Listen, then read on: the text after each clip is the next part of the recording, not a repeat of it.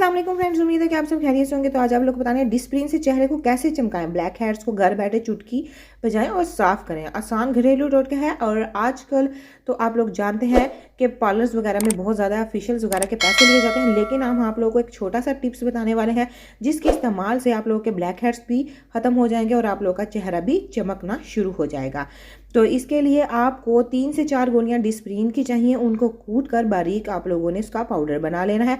इस पाउडर में आप लोगों ने अर्के गुलाब डालकर उसको मिक्स कर लेना है और 1 चुटकी बेकिंग पाउडर लाजमी डालना है और थोड़ा सा टूथपेस्ट डालकर मिक्स करके 5 मिनट के लिए आप लोगों ने इसको रख देना है। इस समेजे को चेहरे और नाक पर लगाएं। खासतौर पर ब्लैक हेड्स वाली जगह पर ज़्यादा लगाकर छोड़ दें। खुश्क हो जाए तो मोटे कपड़े से दबाकर मास्क साफ करें। किसी जादू की तरह सख्त ब्लैक हेड्स और तमाम मेल और चेल आप लोगों के नाक से निकल जाएगा और आप लोगों का चेहरा चमक दमकना शुरू हो जाएगा। इन्फॉर्मेटिव वीडियो है, दूसरों तक लाजमी शेयर करें ताकि इसका फ़ायदा हो सके। Thank you for watching my video.